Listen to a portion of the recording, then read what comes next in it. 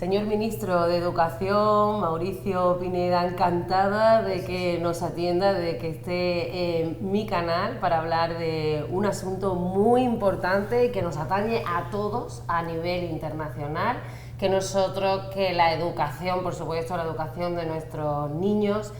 Y bueno, pues el motivo de estar aquí es que a petición popular y sobre todo de también muchos españoles, porque allí lo estamos padeciendo, es esa medida estrella del gobierno de Bukele que pudimos conocer en el CEPAD, de la cumbre conservadora de Washington, en la que estuvo el presidente, y reveló que había hecho limpieza, ¿no?, llamémoslo así, de toda esa ideología woke, esa ideología de género que está pervirtiendo, porque hay que decirlo así de claro, a los menores. Estamos cansadas las madres de vivir estas ideologías marxistas en los colegios. Yo sé que esto es a nivel global. Sí. ¿Usted qué está haciendo en su país para esto? Bueno, nosotros no permitimos esas ideologías en las escuelas y en los colegios. Creo que es importante además no solo que la currícula no lleve esta ideología de género y todas esas cosas, sino que también es importante que los padres estén informados y tengan voz y voto en lo que van a aprender sus hijos. Justamente. Nosotros confiamos en nuestros hijos, que es lo que más vale para nosotros, se los confiamos al sistema educativo para que les enseñen cosas útiles en su vida, biología, matemática, claro, cosas importantes para su aprendizaje, y luego vienen y quieren meterles ideologías, quieren meterles cosas contrarias a la naturaleza. Además pagado por los taxes. Claro, pagado por los impuestos, pero aparte de eso, yo creo que al final a mí no me molestaría pagar si tuvieran una educación de verdad, Basado en lo académico. Pero nos hacen pagar para que tengan una educación contraria a la naturaleza, contraria a Dios, contraria a la familia, contraria a lo que los padres queremos. Ese es el verdadero peligro, y hay que erradicar eso de las escuelas, porque no es así nomás que pasa, es un plan premeditado para destruir a las futuras generaciones. Es importante que se retomen Dios en las escuelas, que se retome la moral, el civismo, que se aprendan las cosas tradicionales como lo académico, matemáticas, etcétera. Ustedes que se han encontrado, ¿cómo ha sido todo esto? Cuéntenos cómo se ha ejecutado esa medida. Muy bien, muchísimas gracias, Elena, un gusto tenerte en El Salvador, bienvenida a este país que te abraza, que te acoge, como lo hacemos los salvadoreños, con mucho calor humano, dándote la bienvenida. Bueno, el tema que tú lo mencionas, precisamente el presidente de la República, Nayib Bukele, nos mandata como Ministerio de Educación en agosto del año 2022 a que todo rastro de la ideología de género quede borrada de los textos del Ministerio de Educación. Esto no significa que las puertas están cerradas, ni mucho menos, pero en las escuelas no se enseña. No hay un solo texto que haga referencia a la ideología de género, ¿verdad? Como te digo, lo que se hizo público es cuando el señor presidente de la República está en el CEPAC y dice en El Salvador no tenemos esos contenidos, y es efectivamente así, porque él un año antes ya nos lo había solicitado, nos lo había mandatado, que no debía de existir ningún solo texto, Elena, en nuestro sistema educativo que hiciera mención a eso. Así es que cuando eso sucede, pues bueno, lo estaba él solamente ratificando, ¿no? Y nosotros, pues dando cumplimiento a eso, como te lo repito, en nuestras escuelas no hay un solo texto que mencione la ideología de género. Nosotros somos un país pro familia, ¿verdad? Abrazamos la Constitución de la República, precisamente reconoce a la familia, digamos, como tú y yo la hemos conocido siempre, ¿no? La mamá, el papá y los hijos. Y no hay, digamos, una incorporación dentro de la Constitución de cualquier mención de la ideología de género. Así que estamos cumpliendo la Constitución y además un mandato del presidente de que en nuestros centros educativos no se haga mención ni se eduque acerca de la ideología de género. Señor ministro, ¿qué se encontraban? ¿Qué se encontraban en esos textos? ¿Qué decían y quiénes los introdujeron? Porque claro, una mano necesitaba esta agenda internacional colaboracionista dentro del gobierno de El Salvador. Bueno, esta es una herencia del gobierno de izquierda que tuvimos antes, el último gobierno del Frente Farabundo Martí para la Liberación Nacional, en donde ellos sí eran pro a todo este tema de las ideologías de género. Entonces tú encontrabas literatura, libros de texto que hacían relación a que eso estaba bien, o sea, que se podía impartir en nuestras escuelas, y eso es lo que nosotros hemos cancelado y ya no hemos permitido más. Es que siempre es curioso porque en España pasa lo mismo, ¿no? A través de los comunistas se introduce, son como los más manipulables, ¿no?, para la agenda internacional. ¿Será que también reciben financiación? Pues seguramente, pero en el caso de nuestro país es el último gobierno de izquierda que deja instalado eso dentro del currículo nacional, donde se enseñaba en nuestros centros educativos acerca de la ideología de género, y es lo que nosotros hemos cortado. ¿Y han recibido críticas sobre esta medida en organismos internacionales? Porque en medios de comunicación ya hemos visto que, bueno, los han atacado de todas las maneras. Vos sabés que no, la verdad que no, la verdad que han entendido la soberanía de nuestro país. Y como digo nuevamente, la Constitución de la República reconoce al hombre, a la mujer y a los hijos como el núcleo familiar, ¿verdad? Y en nuestras escuelas ya no se imparte más eso. No hemos tenido ningún acercamiento de algún organismo internacional que nos haya venido a decir que esto está bien, es que esto está mal, ¿verdad? Simple y sencillamente, si no les gusta, pues se hacen a un lado o ya no intentan trabajar con nosotros, pero hasta hoy no hemos tenido ningún, digamos, conato de molestia de alguno de los organismos de cooperación que hay en el país, así que muy bien. Yo creo que ya no se atreven con Bukele, yo creo que ya no se atreven con vosotros. Ha sido muy claro el presidente de la República acerca de eso y yo creo que ya no va más. Por primera vez en nuestros 202 años de historia, el país más pequeño del continente ha dado los primeros grandes pasos para lograr su sueño de grandeza. En muy poco tiempo, El Salvador pasó de ser la capital mundial de los homicidios, pasó de literalmente ser el país más peligroso del mundo, a ser el país más seguro de América Latina. Ningún país tiene el derecho de imponer sus ideas, de imponerle su forma de hacer las cosas, menos cuando estas formas ni siquiera funcionan en nuestros países. Nos pusieron a luchar una guerra civil por una causa ajena a nuestra realidad, porque llevaron el conflicto entre Occidente y la Unión Soviética a nuestra tierra. Más de 85,000 muertos después y un país destruido. Después de todo eso, nos dijeron que esa ya no era la receta, que ahora había una nueva receta. Así que nos hicieron firmar unos acuerdos de paz falsos, que de paz no tenían nada y que solo sirvieron para que los dos bandos de la guerra se repartieran el botín. Después, amparados bajo poderes extranjeros, le entregamos el país a la derecha. Y luego, también amparados por agentes externos, le dimos el poder a la izquierda. Así nos mantuvieron durante 30 años de posguerra, donde hubo más muertes que en la guerra civil, y más pobreza y más violencia. Nadie hizo nada por cambiar de raíz el sistema, ni las instituciones, ni mucho menos las leyes. Todo lo que ocurrió durante esos años se hizo con el respaldo, el financiamiento, la anuencia y la imposición de quienes siempre se han autodenominado grandes defensores de los derechos humanos y de la institucionalidad democrática. En lugar de darnos la medicina para sanar, nos estaban dando un veneno. Pretendían que siguiéramos haciendo lo mismo que se hizo en el pasado. Pretendían que los mismos que nos habían saqueado y que nos habían masacrado siguieran gobernándonos, o al menos compartiendo el poder. Pero esta vez les dijimos que no. Rechazamos el veneno y por primera vez, probamos nuestra propia medicina. Gracias a Dios funcionó. Lo primero que hicimos fue asegurar de estar del lado de Dios y del pueblo, porque ninguna transformación que valga puede ser obedeciendo poderes externos. En segundo lugar, creamos nuestro propio método. Luego, el pueblo salvadoreño nos dio 2 votos de confianza. El primero fue cuando me eligieron como su presidente. El segundo fue cuando decidieron darnos, a través del órgano legislativo, la gobernabilidad. Qué bueno. Señor ministro, están haciendo una reforma educativa, ¿nos quiere hablar de ella?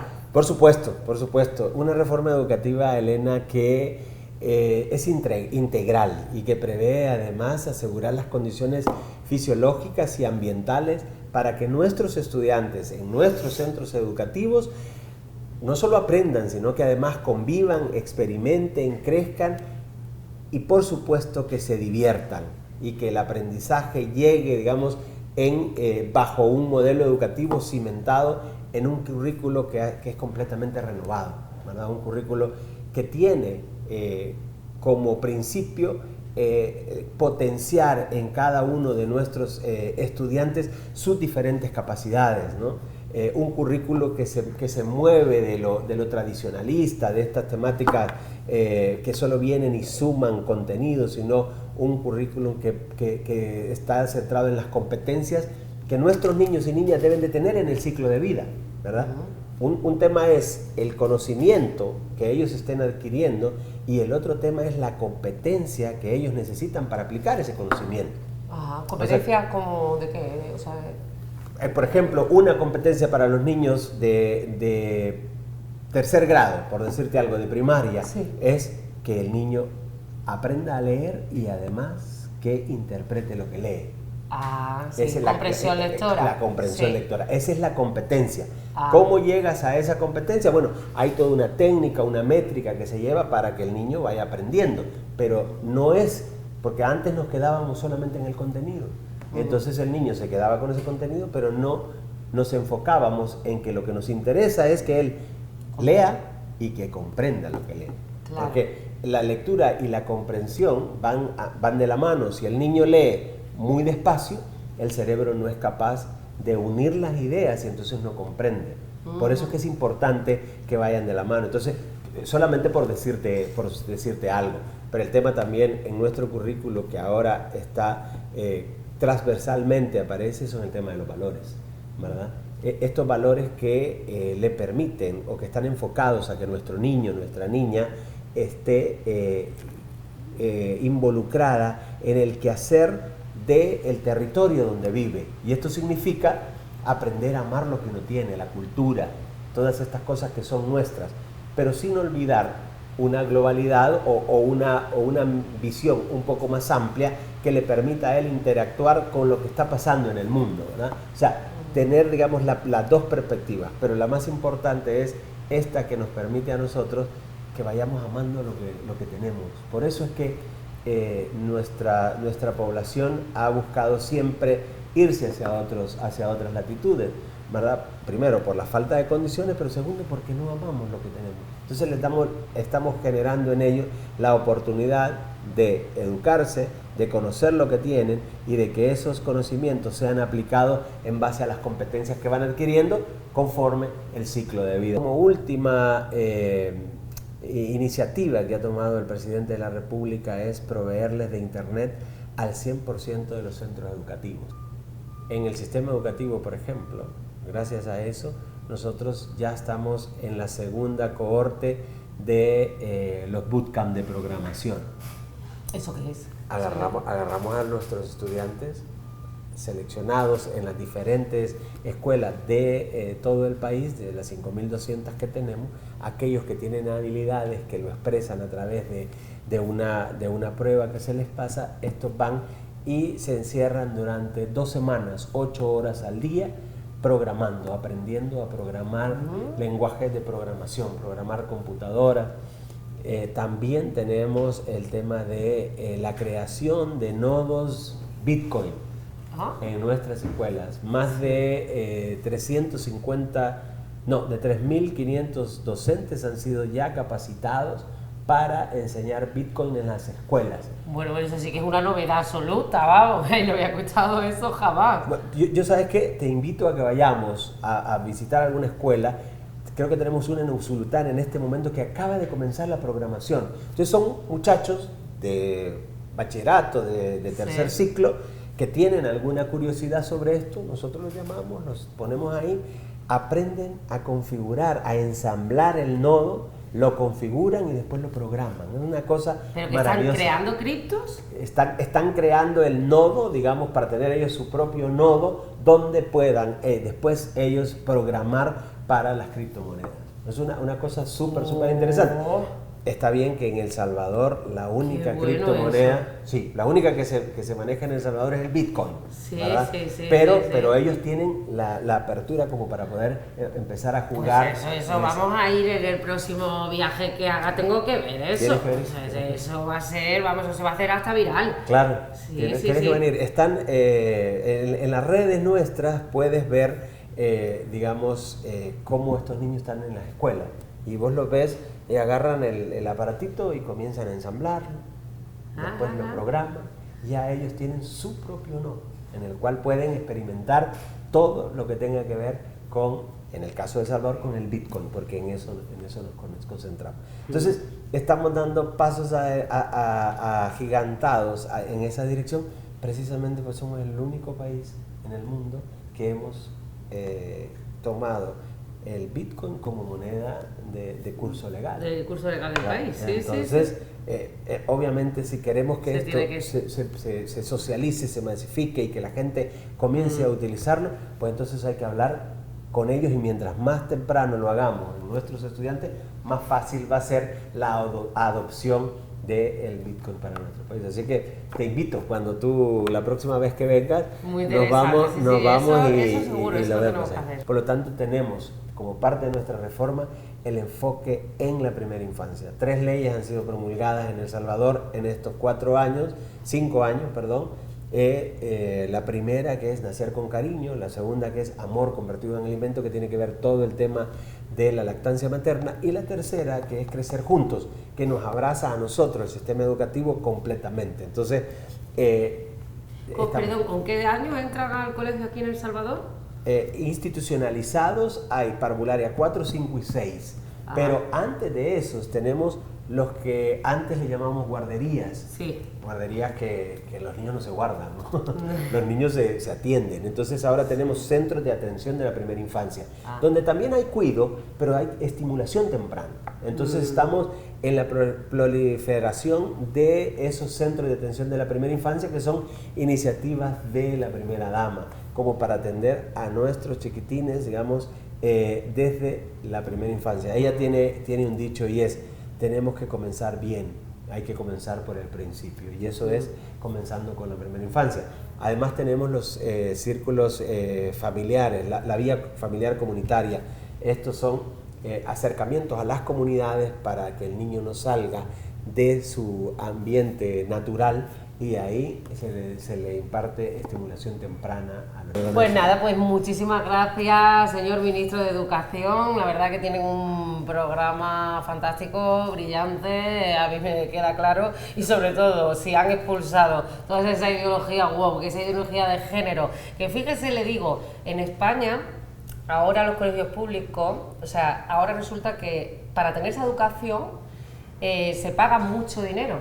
¿Por qué? Porque tenemos que buscar colegios privados, porque todos los colegios están infectados con la ideología de género. Entonces, la gente que no tiene dinero para poder pagarse una educación exenta de esta temática perversa, pues tiene que tener dinero. Y aquí al final la clase media, la clase trabajadora, no puede pagarse una educación de calidad. Y lo que me estoy dando cuenta es que aquí en El Salvador sí que se podría, porque la educación pública, pues bueno, pues se ha expulsado, ¿no?, a todo esto.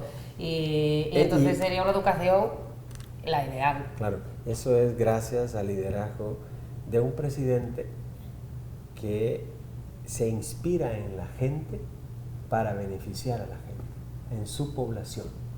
Él siempre nos dice: ante los únicos que nosotros, los funcionarios, tenemos que doblegarnos es ante la población, ¿verdad? Porque a ellos nos debemos, ellos son nuestros jefes. Entonces, obviamente, él, digamos, con el liderazgo que tiene, con las decisiones firmes que toma, este país, que se mereció siempre un presidente como el que tenemos ahora, pero nos tardamos un montón en elegirlo, ¿verdad? Entonces, ha encontrado el camino correcto para salir de este letargo en el que nos habían metido, ¿verdad? O sea, yo te puedo hablar específicamente de la cartera de educación, pero todas las carteras estaban iguales, salud era lo mismo, las carreteras eran una cosa terrible. Ahora tenemos el liderazgo del presidente Bukele, que ama este país, que ama a la familia y que ha apostado para sacarlo de donde lo habíamos encontrado. Así que ha sido un gusto estar contigo, Elena, y las veces que quieras. Muchas gracias, igualmente. Muchas gracias.